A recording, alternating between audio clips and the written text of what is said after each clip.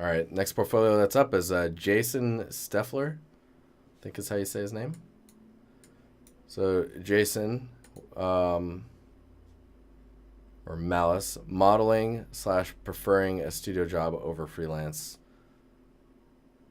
Let me make sure that this is the right. Yes, it's the right portfolio. All right, let's see what's up. Um, so when you say modeling, just a heads up, everyone, that if you go to the Scrapbox Discord tutorials and resource page, there's a section up here called Port Review. You can apply here, and you'll see in order critiques that are coming down the pipe. So right now we're on Malice. So modeling, preferring a studio job over freelance. So modeling, I'm assuming that means that you want to be a props artist. Uh, so with that said, let's start at the back here. So this is pretty cool. So this is 3 years ago, and this looks like concept painting. Then we've got a prop here, some pretty hardcore detailing work. Oh, you made it twice too. So the second version is definitely, I think, well, they're both pretty strong. The one on the left looks more like a throwing star, whereas the one on the right looks like it's more so approaching a shield. I lose sense of the scale because of the wood pattern here. I'm not sure like how big or small this thing is. The wood pattern here is telling me that it's much larger than a throwing star. Maybe like a throwing shield or something. I don't even know if this is a throwing star. Ninja Pirate logo. Materials are pretty interesting. The modeling is pretty heavy-handed as far as like how much geometry is being utilized for it. Like you don't need a lot of the detail, like a lot of the loops that are up in here, just because they're not really adding to the overall shape. So, year of the beard.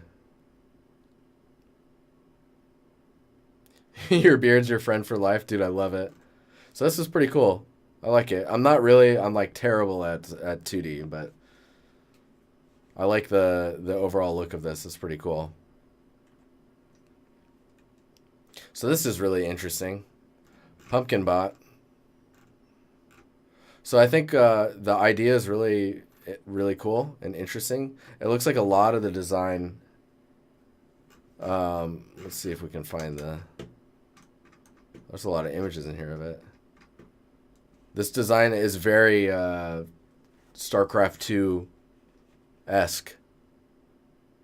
But I think your version's pretty interesting. The legs on yours are coming out much further forward.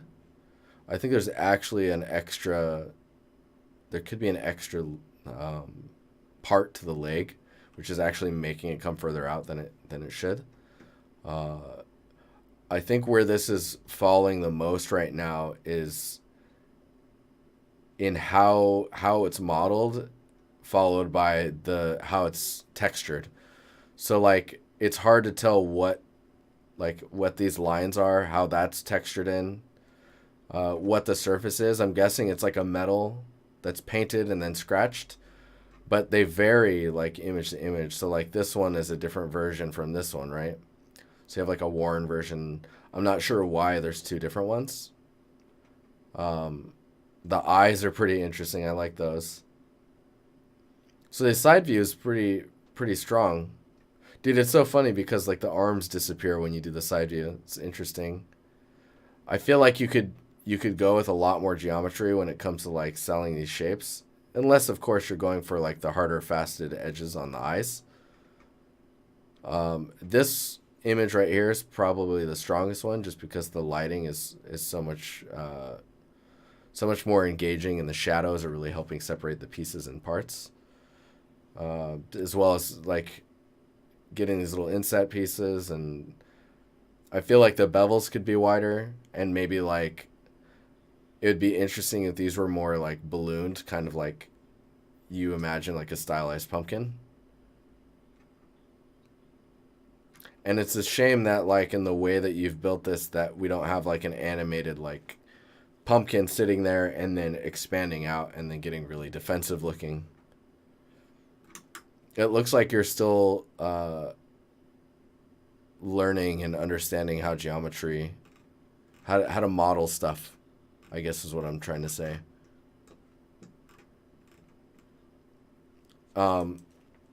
There's some phases that I talk about a little bit in here. Where are we at here?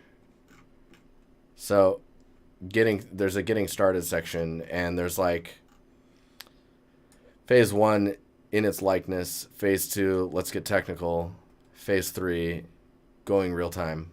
So phase 1 is like proportions, shape, complexity, usage versus practical, material properties. So just building things. Don't worry about getting it in engine or real time. Just replicating shapes and creating those details. And I feel like right now you're doing all of the real time, the material definition. You're hitting all of those points, right? But you're in a position where you're not excelling in either of them yet. And I think if you were to focus on phase 1 first, where you're just trying to portray the shapes and details without worrying about materials, just building that pumpkin to look like a metallic pumpkin with like interesting curves and shapes to it that is expanded out and has like all the little like cables and wires and like getting all those details in there. Looking at reference for mechanical stuff is really important, I think, when it comes to stuff like that. Oops. Yeah, I think I've talked about this one enough. It's pretty cool though. Looks like a fun concept. You see how it's ballooned or pillowy up here. It's like got round shapes. And how the legs kind of like go further outward. Like the bottom is further out instead of inward. That really helps ground it because yours is quite high up in the way that you've posed it. Anywho, onward. Axaruni. Twilight's Edge of Woe. Did I say that right? I don't know. Earth Dawn, my favorite game. This piece modeled after Crystal Raiders of Barsave book cover art. I'm totally saying all that wrong. I can feel it. I can feel it in my mouth. This is pretty cool. So the attention to detail up here is pretty interesting, and the way that you've created these details is pretty cool. You're definitely getting a little bit more comfortable with the way you're texturing stuff. At least in this one, is like this is a year ago. So I guess what I want to see is more interaction between the materials. Like if this is pressed into this material, what happens? Do they age when they meet each other over time? Like, why is this so straight while this is so like bent up? Do these like curve more? What is this song doing? Hang on here. Like how the materials and surfaces age on each other, and then getting away from this more geometric detailing is going to be key when it comes to like creating your own surfaces or materials without I guess relying on the shapes of basic geometry. Like I don't know if you're seeing these shapes when you build this stuff, but it's really hard to like build a scene or build a prop and have these shapes here and tell someone that that it's stylized unless it's portrayed across the asset. Like because you have smoother shapes here, like having a smooth shape here but then hard edge there, it's really strange to me.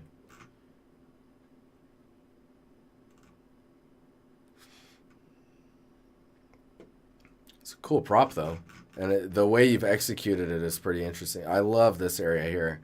It just needs that kind of aging, that tooth, the kind of where the materials meet and how they interact with each other. Like, has this thing seen combat?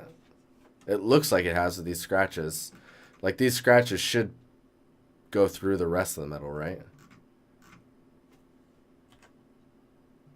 And then you have a character in here. Whoops. Man, that's a crazy character. It's like a dinosaur. like a lizard. Oh, excuse me. Oh man, I'm tired. Long day, huh? Okay, so that's pretty cool. I love this. The hilt. Is this the hilt? If I'm correct, I don't know. Pretty cool. It's interesting because like, so if you want to be a props artist, I wouldn't worry about characters at all. I'd focus on things like this, weapons, just things to fill a scene. Like this one, I remember critiquing this one, and this one, well, I thought it was pretty good.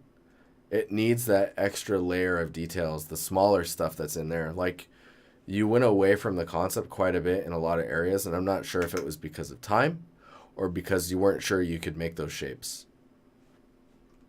That's why it's important that when you create something from a concept that you either focus really closely on it and match it as close as possible, or when you go away from it, that you go away from it enough that it's clear enough that that you made it in your own liking. Dude, the poly count on here must be crazy. It looks like it anyways. Let me see here. Man, modeling wise, that's really cool though. It just it needs all that extra detail, and the let me see. Let me make sure I'm seeing things correctly.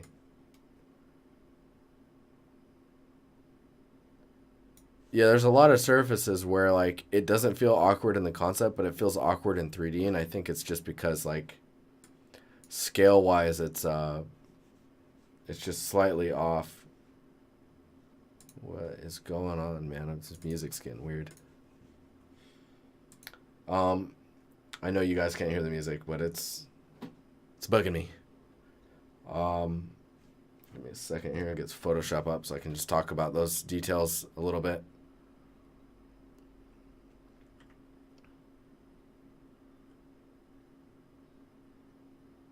Come on, Photoshop. You got this. Photopoo. So, like, first off, the wheels are slightly different. So one thing you can do, too, when you're trying to tune stuff is, like, taking screenshots of your stuff and then, like, bringing the material close to yours and seeing, like, where it's off. Like, maybe there's a little too much gold to this. The wheels and the concept are wood, and then they have these little added details here, which are really useful for breaking up those big, large surfaces. Getting those in here is really good. The amount of spokes, get more of those in here will help with the scale. When you look at this area, for example, too, and you bring that over here, you can see, like, the way that yours is set up currently. You need to like squish this down in order for it to feel more correct. But then also, it's like this almost. And then just following the style, like this curves out and then these curve inward. And there's these red details and then was that like a paper wall, maybe? Just getting these details separated and kind of layered in there to kind of follow the style of that architecture is really important when it comes to this type of stuff. Oh man, yeah, that scale is crazy. You really need the extra spokes in order to maintain the size of this. The other thing I'm noticing too now that I'm looking at it, let's see here if I can undo this, is these barrels here are very, very important for helping sell the scale. Like,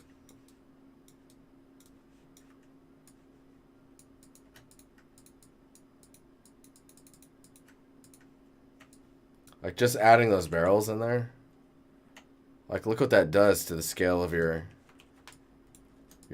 vehicle. I'm like, vehicle? Is this a vehicle? Yeah, sure. It's huge. It looks really big. It's like a small house.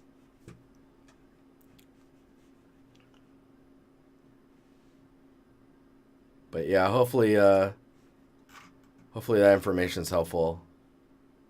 Yeah, there's like a curve to this roof here. Making sure you get that curve is going to be important. But yeah, I I don't think you're definitely still bringing yourself up to a level where you can start to build things for. So like when you build a portfolio, for example, there's a you can't just start building a portfolio, right? And that really makes people kind of want to shy away from Artstation or making their portfolio on Artstation, their gallery. And I don't agree with that at all. Like you should just start getting your stuff out there like this. Just go for it, right? Go for gold. You can always remove stuff later, polish your portfolio, build on it.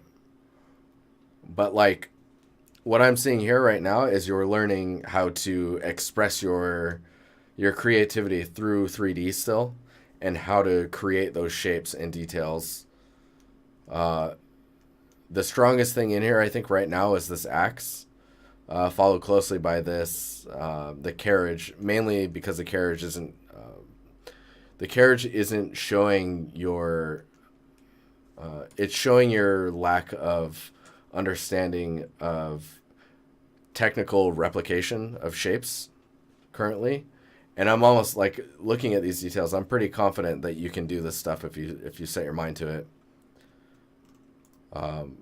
But yeah, scale again. Like most portfolios, I always talk about scale, material definition, and then trying to figure out what you want to be. So if you want to be a props artist, you probably don't need the paintings in here.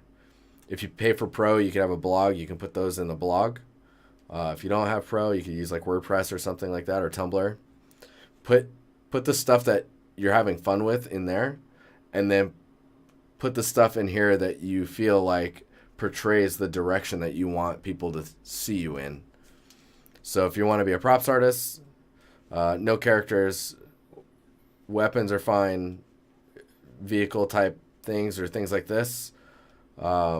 This especially is really good. But yeah, props. Everything from barrels, cans, trash cans, everything that you can think of prop wise. Yeah. Hopefully that was helpful, and make sure to be really active in the Discord, because like everyone there is always pushing each other to be the best that they can be and where they can progress and get better. All right, cool.